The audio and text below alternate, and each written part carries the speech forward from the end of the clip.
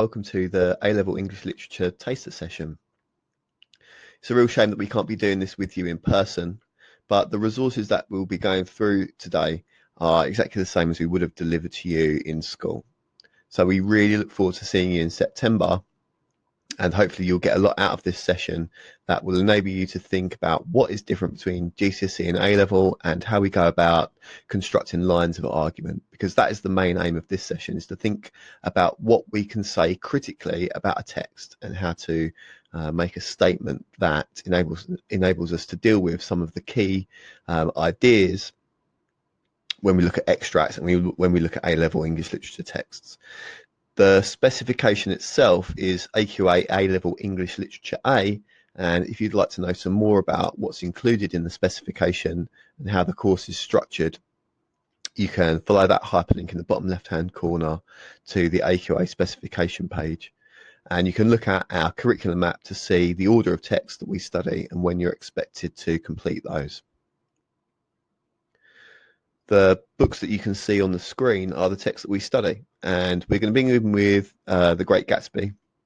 That's a text that you will study in the first autumn term, and it makes a great transition from GCSE to A-Level. There's some new vocabulary that we'd like to go through with you today. We've chosen these partly because it will help you access the extract that we're going to look at, but also because these might be unfamiliar to you and terms that we're going to use across A-Level literature and really useful to have a knowledge of. So the first of these is the Noun Convention, and you can see the phonetic pronunciation of these words underneath the word itself in the center of the screen there. So a convention, or literary conventions, are defining features of genres found in texts, such as the novel, short story, ballad, sonnet and play, just to give you a few examples. So we can say that the conventions of a sonnet are 14 lines made of 3 quatrains and a final couplet, or a convention of the science fiction genre is futuristic technology. We could say that a conventional Greek tragedy is split into 3 acts. So the synonyms for convention of trope, cliche or rule are all of these characteristics that help us to identify a particular genre of text. And a convention, you can see this in the top right hand corner, a convention is characterized by the inclusion of or adhering to these certain rules. So we know a novel will be written in prose using sentences, paragraphs, it will be split into chapters. And a genre might include identifiable character types or symbols or objects that are the conventions of that genre that help us to identify it. Now, this use of convention that we use in literary analysis and criticism is different to a gathering of people with specific interests, so like a comic book convention, for example. And its antonyms are disagreement, unusual, and strangeness, because conventions are something that we should easily recognize. The next piece of vocabulary is the adjective enigmatic. And something that is enigmatic is difficult to interpret or to understand, something that is mysterious. And there is a noun form of enigmatic, which is an enigma, which would be the character or the object, the problem or puzzle that leaves the reader or other characters questioning how to understand or define the enigma. That is enigmatic. And it originally referred to words that formed a riddle or complicated metaphors that tested listeners' or readers' alertness, and comes from Greek, and it means to speak in riddles. So that's how that word develops over time. And you can see it used in these examples. Her enigmatic art quickly drew attention both at home and abroad. And in the instance of a person who's described as an enigma, well, that is someone who is a bit of a mystery. You never know what they're thinking, what their motives are.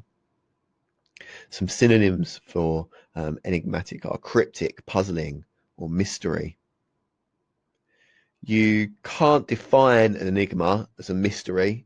So to say the enigma was a mystery would be a mistake, because by definition, they mean the same thing. So you couldn't describe it that way. Some antonyms, so some opposites of something that is enigmatic, are something that would be clear, easily understood, or known. The next term is the noun voyeur. Now, the history of the word voyeur changes, and its more modern figurative meaning, which we're probably more familiar with, comes around in the middle of the 20th century. And that is someone who is an unduly prying observer, someone who's particularly interested in squalid or shocking or scandalous details. Now, previous to this, the voyeur, or the kind of peeping Tom, was someone who obtained sexual gratification from observing unsuspecting individuals, people who were partly undressed, naked, or engaged in sexual acts. So someone who habitually sought out sexual stimulation by visual means.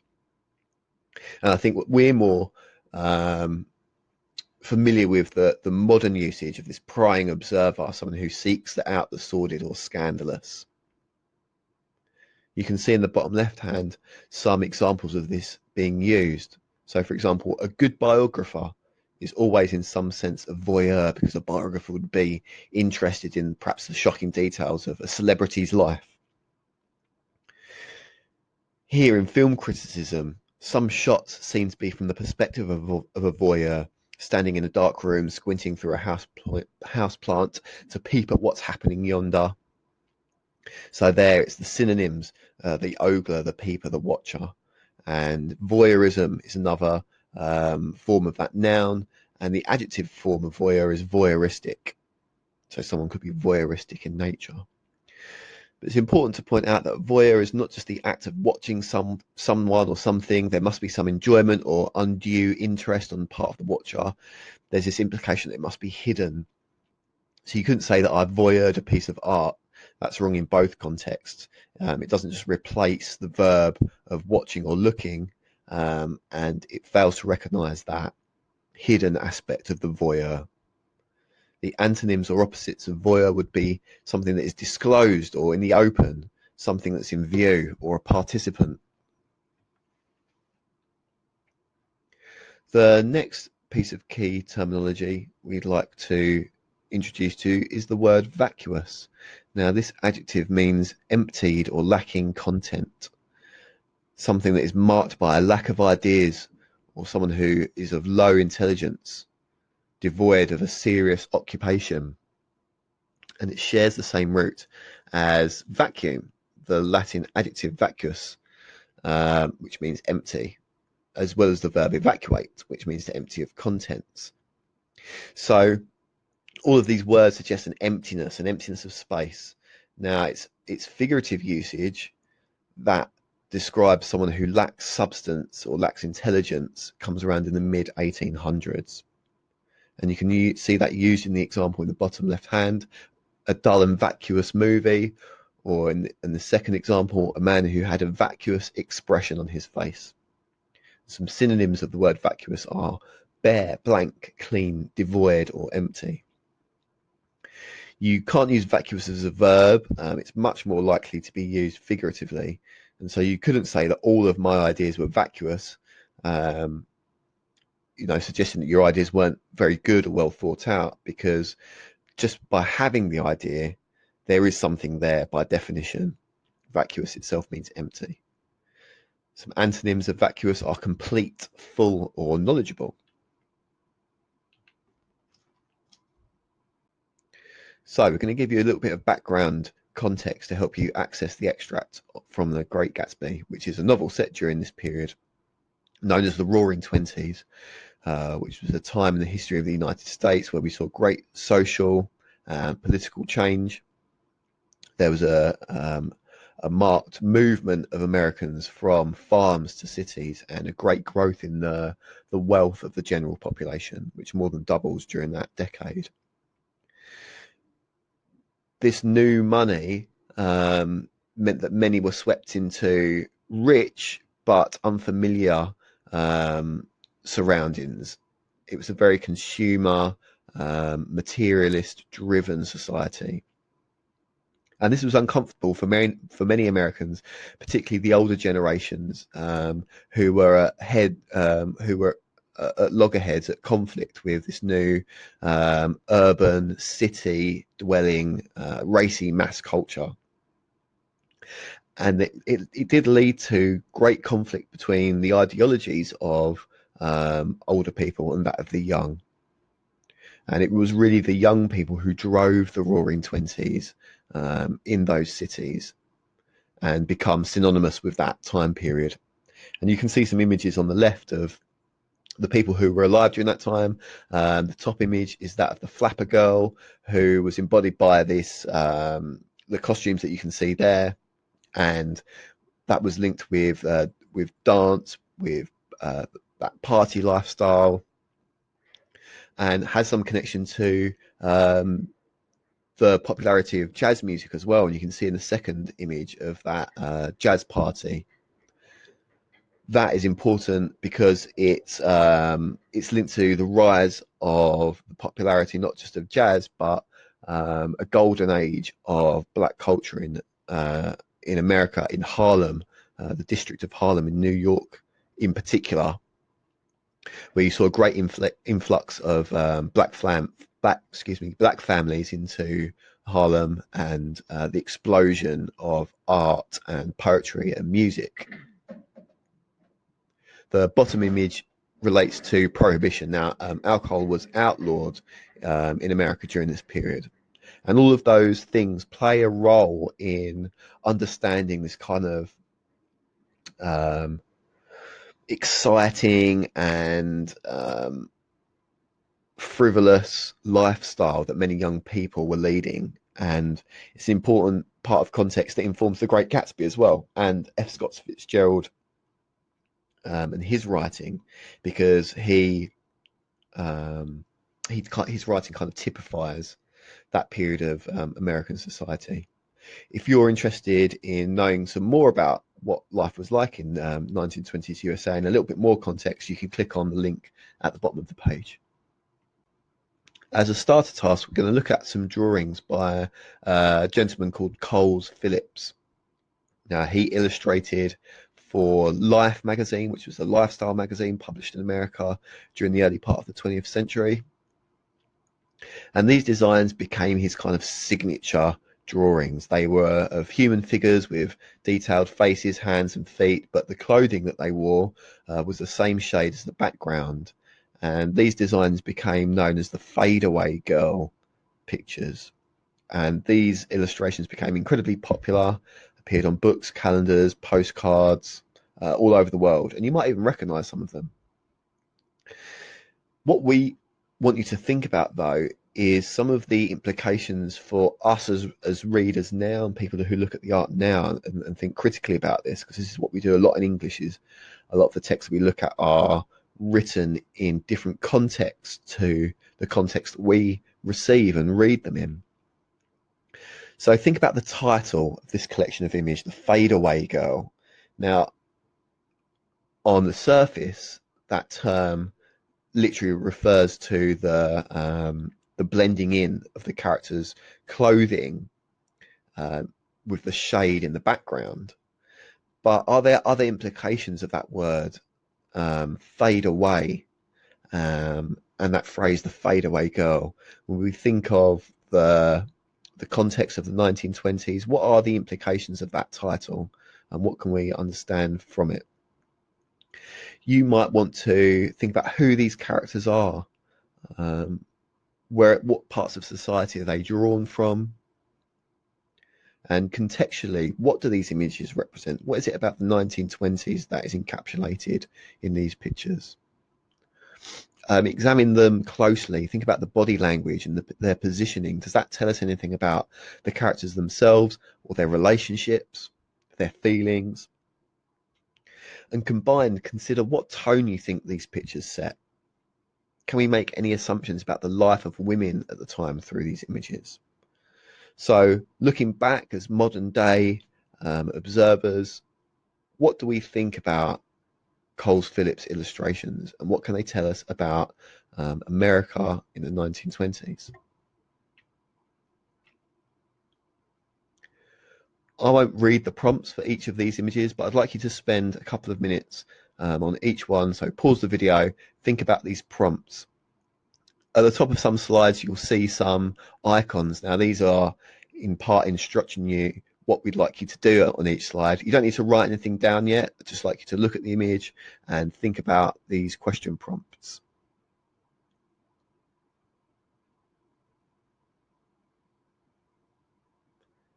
So consider here the web image. What are the images around the woman? What does that tell us about her? What is she holding in her hand?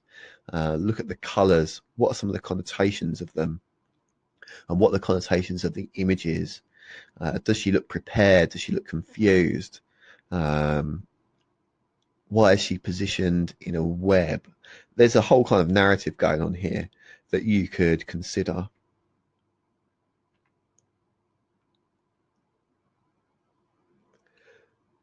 Slightly different, this second image.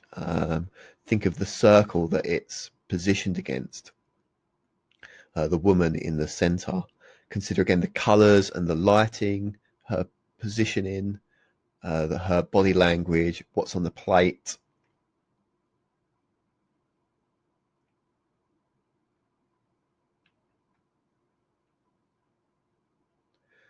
The automobile was a prominent feature of the consumerist society in 1920s America. Think about the freedom that it allowed people. Again, consider the color, the positioning of this picture, the body language of the woman, what some of the connotations might be, not just of the picture, but of the freedom that women would have been allowed should they have been able to afford a car. The positioning of the sun in the background and this idea of a journey.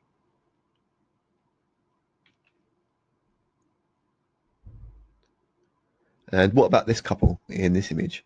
The colors that are used are much more vibrant, almost connotations of like royalty. Consider the art that's hanging in the picture that the woman is holding, and the glass and the stem that she has in her right hand. Think about their body language. They're obviously it's obviously an intimate moment between them. What's the ladder representative of? Spend a couple of minutes again thinking about some of these question prompts.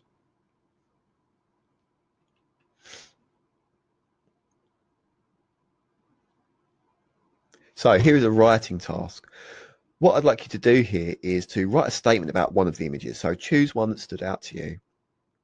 And using the question prompts that are at the top of this slide, I'd like you to write something about one of those pictures and use some cautious vocabulary. So I think it's a good idea to practice making cautious statements in English, because it allows you to extrapolate and expand on ideas. And in the treasure chest, you can see on this slide, there are some cautious words that you can use as part of your phrasing to develop your ideas. So words like could or perhaps or possibly allow you to suggest to the reader or the examiner that there is more than one point of view. And that's really important in developing an argument and developing an analysis.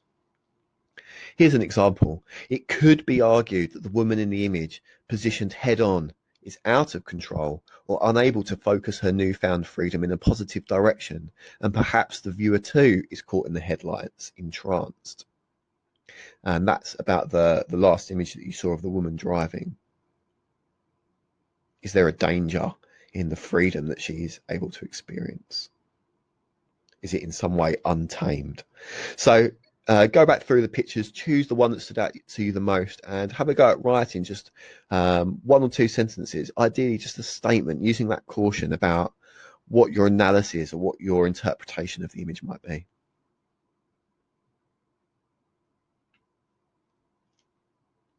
So we're going to move on to the extract. Now, this is from the novel The Great Gatsby, written by F. Scott Fitzgerald, set in 1920s America. If you're unfamiliar with The Great Gatsby, it's narrated by a character called Nick Carraway, who's a man in his late 20s. He's moved to New York, to Long Island. He's got a job trading bonds. He moves next door to this character, Jay Gatsby. He's got a reputation for being somewhat enigmatic. He has a reputation for living this extravagant lifestyle, but no one really knows much about him. Now, at this point in the novel, Nick hasn't even met Gatsby, despite hearing a lot about him, but nevertheless has been invited to one of his famous parties. There was music from my neighbour's house through the summer nights. In his blue gardens, men and girls came and went like moths amongst the whisperings, and the champagne and the stars. At high tide in the afternoon, I watched his guests diving from the tower of his raft, or taking the sun on the hot sand of his beach, while his two motorboats slit the waters of the Sound, drawing aquaplanes over cataracts of foam. On weekends, his Rolls Royce became an omnibus, bearing parties to and from the city between 9 in the morning and long past midnight, while his station wagon scampered like a brisk yellow bug to meet all trains. And on Monday, 8 servants, including an extra gardener, toiled all day with mops and scrubbing brushes and hammers and garden shears, repairing the ravages of the night before. Every Friday, 5 crates of oranges and lemons arrived from a fruiterer in New York. Every Monday, these same oranges and lemons left his back door in a pyramid of pulpless halves. There was a machine in the kitchen which could extract the juice of 200 oranges in half an hour if a little button was pressed 200 times by a butler's thumb. At least once a fortnight, a corps of caterers came down with several hundred feet of canvas and enough coloured lights to make a Christmas tree of Gatsby's enormous garden. On buffet tables garnished with glistening hors d'oeuvres, spiced baked hams crowded against salads of harlequin designs, and pastry pigs and turkeys bewitched to a dark gold. In the main hall, a bar with a real brass rail was set up, and stocked with gins and liquors and cordials so long forgotten that most of his female guests were too young to know one from another. By 7 o'clock the orchestra had arrived. No thin 5-piece affair, but a whole pitful of oboes and trombones and saxophones and viols and cornets and piccolos and low and high drums. The last swimmers have come in from the beach now and are dressing upstairs. The cars from New York are parked 5 deep in the drive, and already the halls and salons and verandas are gaudy with primary colours, and hair shorn in strange new ways, and shawls beyond the dreams of Castile. The bar is in full swing, and floating rounds of cocktails permeate the garden outside until the air is alive with chatter and laughter and casual innuendo and introductions forgotten on the spot and enthusiastic meetings between women who never knew each other's names. The lights grow brighter as the earth lurches away from the sun, and now the orchestra is playing yellow cocktail music, and the opera of voices pitches a key higher. Laughter is easier minute by minute, spilled with prodigality, tipped out at a cheerful word. The groups change more swiftly, swell with new arrivals, dissolve and form in the same breath. Already there are wanderers, confident girls, who weave here and there amongst the stouter and more stable, become for a sharp, joyous moment the centre of a group, and then, excited with triumph, glide on through the sea change of faces and voices and colour under the constantly changing light. Suddenly one of the gypsies, in trembling opal, seizes a cocktail out of the air, dumps it down for courage, and, moving hands like Frisco, dances out alone on the canvas platform. A momentary hush. The orchestra leader varies his rhythm obligingly for her, and there is a burst of chatter as the erroneous news goes round that she is Gilda Gray's understudy from the Follies. The party has begun. I believe that on that first night I went to Gatsby's house, I was one of the few guests who had actually been invited. People were not invited, they went there. They got into automobiles which bore them out to Long Island, and somehow they ended up at Gatsby's door. Once there, they were introduced by somebody who knew Gatsby, and after that they conducted themselves according to the rules of behaviour associated with the amusement parks. Sometimes they came and went without having met Gatsby at all, came for the party with a simplicity of heart that was its own ticket of admission. I had actually been invited.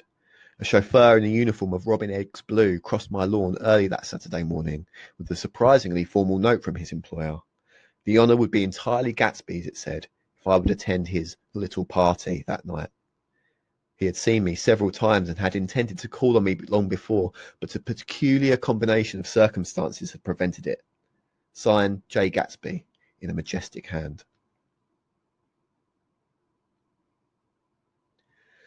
We're going to show you now some statements, and we'd like you to read them.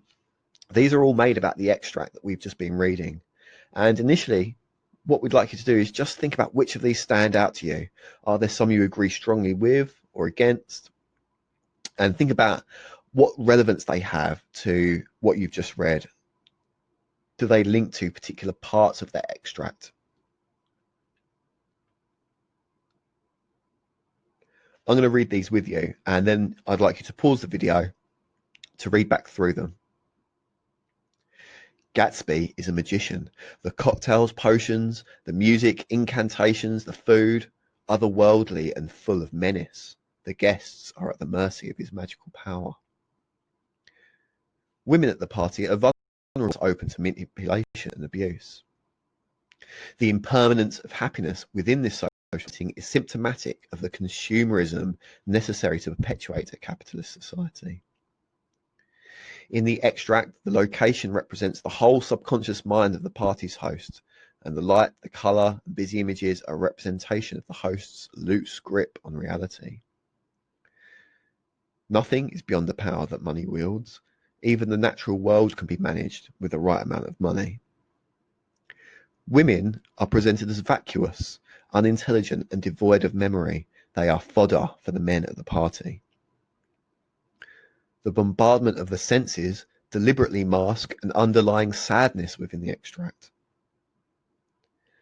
Food waste is not only a symptom of a class-driven society, it is a symbol of wealth and success. The division of labour in this extract must be examined as an economic phenomenon, but also as a social and an emotional one. Music and art belong to the working class, but are appropriated by the wealthy. The rich do not experience time in the same way as the working classes, who have been governed by a precise and accurate perception of time since the Industrial Revolution. For the rich, time remains hazy and localized as it was in pre-industrialized ages. A common feature of literary epics and fairy tales alike, the inclusion of a great banquet in the exposition is menacing. It foreshadows later turmoil and highlights the naivety of those who take part in the feast. Making connections with people is the true measure of a man. The party is described using the language of childish fantasy and demonstrates the desperate attempts of those present to return to a childlike state devoid of responsibility. Depravity is the inevitable consequence of success. The scene of the party is a metaphor for the descent of man to his primeval state, devoid of morals and driven by his most basic instincts. Achieving your dream is the ultimate failure of imagination. In a world of vacuous people, the only defense is to isolate yourself. Female characters are little more than a consumable product. Reputation is the only thing of value to a man.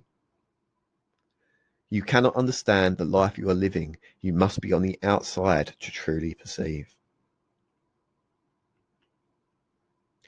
So some of the language in those statements might be slightly confusing. You need to read back through them. You might need to find a dictionary or find a dictionary online to figure out some of the meanings of those words. But don't be put off if you find them confusing.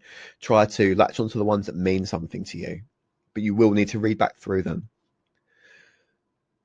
So firstly, after you've read back through the statements, the second thing we'd like you to do is to group them together. Now, you can do this by color coding the boxes if you're doing this on a computer.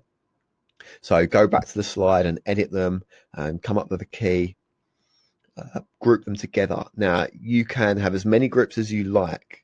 If you're printing these slides off, you can cut them out, or you could number them or letter them, but you need to indicate which ones belong together in a group. Step 3, once you've got these statements into groups, I'd like you to give a category title or a name for the category that you've put them in. So for example, consumerism or gender. Now the titles are completely up to you, but ideally just a word, maximum 2 to describe the group, to describe that category that you've put them into. Then lastly, the fourth step is to choose the group that you feel the strongest about or the most confident in, and I'd like you to write your own statement about that group, about that extract. And you have to use the name of that group in your statement. Now there's an example of this on the left. You have to use one of these words in the treasure chest, so one of these cautious phrases, cautious words to talk a little bit about your ideas linked to the extract. So you can see in bold there, gender stereotypes. Now that is an example of a group or a category that I might link some statements. And so I've written, it could be argued that the gender stereotypes in the extract prove that women were falsely presented with a choice about freedom from male expectations. And what that means is that this idea of the new woman that came around in the 1920s, this freedom that young women in particular were presented with, was kind of false. That there really wasn't freedom, that they were still trapped within this patriarchal structure that underpins society still. So just to reiterate, you're going to reread the statements, you're going to group them together, you're going to come up with a title for your groups, and then you're going to write a statement down about the extract based on one of those groupings using the vocabulary that's provided in the box on the left. So here are those statements again. You can use this slide to go back, read through them, and to group them by colour or whatever way makes sense to you. Now, the last thing we're going to do today is watch this clip of the film adaptation of The Great Gatsby. It was filmed in 2013 and directed by Baz Luhrmann. And so this modern, up-to-date interpretation of the text will be slightly different. And so we're going to ask you, does it change your perception of these previous statements? Does it reinforce them? Does it reinforce any of those statements? Does it make any of them more valid? And does a modern day interpretation do anything to challenge the comments? So reflect on what we've already been discussing and consider how over time the interpretation of the text changes and whether this modern day interpretation impacts on some of those comments. And like we said, does it support or does it refute some of them? How does it challenge them?